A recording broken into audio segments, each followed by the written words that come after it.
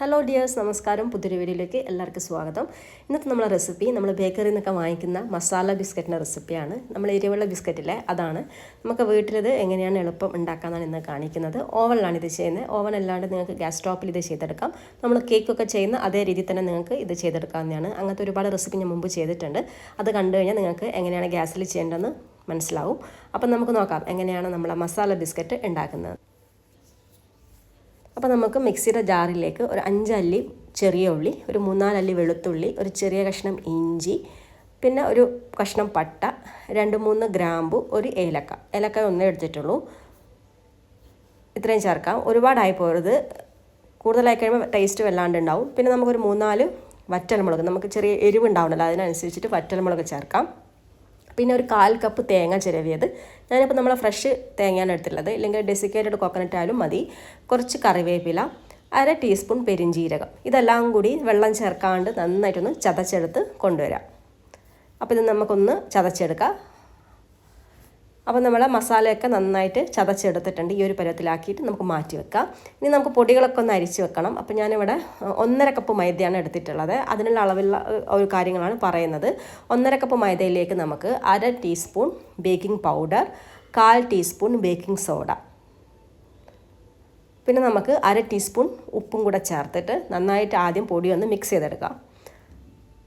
Spoon വെച്ചിട്ട് ആദ്യം ഇത് നന്നായിട്ട് മിക്സ് ചെയ്യുക. അതിനുശേഷം നമ്മളിത് അരിച്ചെടുക്കണം. അപ്പം നമ്മളിവിടെ 1.5 കപ്പ് മൈദയാണ് എടുത്തിട്ടുള്ളത്. അതിൻ്റെ കണക്കിനാണ് ബാക്കിയുള്ള കാര്യങ്ങളൊക്കെ ചേർത്തത്. അപ്പോൾ നിങ്ങൾ എടുക്കുമ്പോൾ അത് അളവിനനുസരിച്ചിട്ട് തന്നെ ചേർക്കാൻ ശ്രമിക്കുക. ഇനി നമുക്ക് ഇതൊന്ന് അരിച്ചെടുക്കാം. 1-2 തവണ വേണമെങ്കിൽ ഇത് അരിച്ചെടുക്കാം. നമ്മൾ 2-3 പ്രാവശ്യം അരിച്ചെടുക്കുമ്പോൾ നമ്മുടെ എല്ലാ പൊടികളും, അതായത് നമ്മൾ ചേർത്തിട്ടുള്ള മൈദയും ബേക്കിംഗ് പൗഡറും ബേക്കിംഗ് സോഡയും ഉപ്പും എല്ലാം നന്നായിട്ട് മിക്സ് ചെയ്യാൻ വേണ്ടിയിട്ടാണ്, നമ്മൾ യോജിച്ച് വരാനാണ് 2-3 തവണ നമ്മൾ അരിച്ചെടുക്കുന്നത്. അങ്ങനെ നമ്മളിത് അരിച്ച് മാറ്റി വെക്കുക. ഇനി നമ്മളൊരു ക്ലീൻ ആയിട്ടുള്ള മറ്റൊരു പാത്രം എടുക്കുക. അതിലേക്ക് നമുക്ക് 100 ഗ്രാം ബട്ടറാണ് ചേർത്ത് കൊടുക്കുന്നത്. ഇപ്പം നമ്മൾ ഇതിലിപ്പോൾ നിങ്ങൾക്ക് അൺസോൾട്ടഡ് ആയാലും സോൾട്ടഡ് ആയാലും കുഴപ്പമില്ല. നമ്മൾ ഈ ഒരു ബിസ്ക്കറ്റ് ഉപ്പുള്ളത് കൊണ്ട് സോൾട്ടഡ് ആയാലും കുഴപ്പമൊന്നുമില്ല. 100 ഗ്രാം നമ്മളെ മെൽറ്റഡ് ബട്ടറിലേക്ക് നമുക്ക് പഞ്ചസാര പൊടിച്ചത് ചേർക്കണം. 1/2 കപ്പ് പഞ്ചസാര പൊടിച്ച് വെച്ചതാണ് ഇപ്പോൾ നമ്മൾ ചേർക്കുന്നത്. നിങ്ങൾ എല്ലാ സാധനങ്ങളും ഈ ഒരു ബിസ്ക്കറ്റിൽ എടുക്കുന്ന എല്ലാ സാധനങ്ങളും റൂം ടെമ്പറേച്ചറിലായിരിക്കും പ്രത്യേകം ശ്രദ്ധിക്കുക. ബട്ടർ ആയാലും മുട്ടയായാലും എല്ലാം നമ്മൾ റൂം ടെമ്പറേച്ചറിലുള്ള ഒരു സാധനങ്ങളാണ് നമ്മൾ എടുക്കേണ്ടത് കേട്ടോ. അപ്പോൾ നമ്മൾ 100 ഗ്രാം ബട്ടറിലേക്ക് 1/2 കപ്പ് പഞ്ചസാര പൊടിച്ചതും കൂടെ ചേർത്ത് നന്നായിട്ടൊന്ന് മിക്സ് ചെയ്തെടുക്കാം. നമുക്ക് ബിസ്ക്കറ്റ് ഉണ്ടാക്കാൻ നമുക്ക് ഇതുപോലെയുള്ള വിസ്കോ അല്ലെങ്കിൽ ഒരു സ്പാച്ചുലോ ഒക്കെ മതി. നമുക്ക് ഇലക്ട്രിക് ബീറ്ററിൻ്റെ ഒന്നും ആവശ്യമില്ല. അപ്പോൾ നമുക്കിത് എളുപ്പത്തിൽ ഉണ്ടാക്കാനും പറ്റും. അപ്പോൾ നമ്മൾ ആ പഞ്ചസാരയും ബട്ടറും നന്നായി ബീറ്റ് ചെയ്തു. ഇനി അതിലേക്ക് നമുക്ക് ഒരു മുട്ട ചേർക്കാം. മുട്ട ചേർത്ത് നമ്മൾ മിക്സ് ചെയ്യുക. അതിൻ്റെ കൂടെ കുറച്ച് വാനില എസൻസും കൂടെ നമുക്ക് ഒഴിച്ചു കൊടുക്കാം. ആ മുട്ട കൂടി നന്നായിട്ട് മിക്സ് ചെയ്തെടുക്കാം. നമ്മളെ ബട്ടറും പഞ്ചസാരയും മുട്ടയും എല്ലാം കൂടിയിട്ട് നന്നായിട്ടൊന്ന് യോജിച്ച് വരാൻ വേണ്ടിയിട്ട് നന്നായിട്ട് മിക്സ് ചെയ്തെടുക്കാം.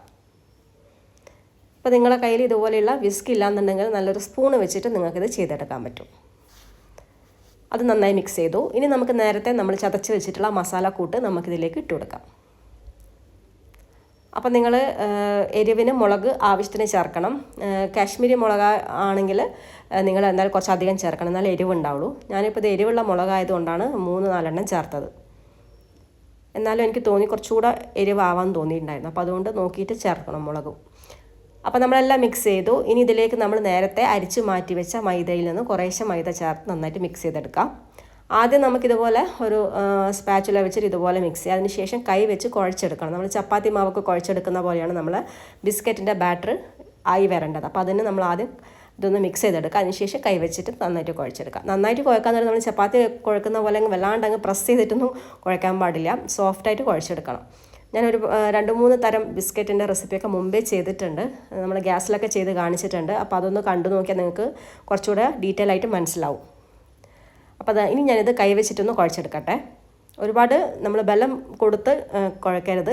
നല്ല സോഫ്റ്റായിട്ട് ഇതുപോലെ കുഴച്ചെടുക്കാം. ഇപ്പം നമ്മൾ ബിസ്ക്കറ്റിൻ്റെ ബാറ്റർ റെഡിയായി. ഇതൊരു സൈഡിലേക്ക് മാറ്റി വെക്കാം. നമുക്ക് ബിസ്ക്കറ്റ് ഉണ്ടാക്കാനുള്ള ട്രേ ഒക്കെ ഒന്ന് റെഡിയാക്കി എടുക്കാം.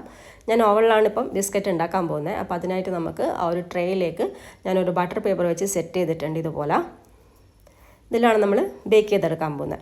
അതിന് നമ്മൾ റെഡിയാക്കി വെച്ചിട്ടുള്ള ബാറ്ററിന് കുറേശ്ശെ എടുത്ത്, ഞാനിപ്പോൾ ഈ ഒരു സ്പൂണിലെടുത്തത് നമുക്ക് കറക്റ്റ് ഒരളവ് എല്ലാം ഒരേ അളവിലും ഇതിലും കിട്ടാൻ വേണ്ടിയിട്ടാണ് ഇങ്ങനെ സ്പൂണിൽ ചെയ്യുന്നത്. ഇല്ലെങ്കിൽ കയ്യിൽ ഒരു ചെറിയൊരു ബോളാക്കി എടുത്ത് ഇതുപോലെ ഉരുട്ടി നമുക്ക് വെച്ച് കൊടുക്കാം. ഒരുപാട് പരത്തരുത്, ജസ്റ്റ് ഒന്ന് പ്രസ് ചെയ്യാൻ മാത്രമേ ചെയ്യാൻ പാടുള്ളൂ. ഒരുപാട് പരത്തി കഴിയുമ്പോൾ നമ്മൾ ഒരുപാട് വലുതായി പോകും ബേക്കായി കഴിയുന്ന സമയത്ത്. അപ്പം ഈ ഒരു രീതി തന്നെ വെച്ച് കഴിയുമ്പോൾ നമ്മൾ ബേക്കായി വരുമ്പോൾ കറക്റ്റ് ആ ഒരു വലുപ്പത്തിൽ കിട്ടും നമുക്ക്.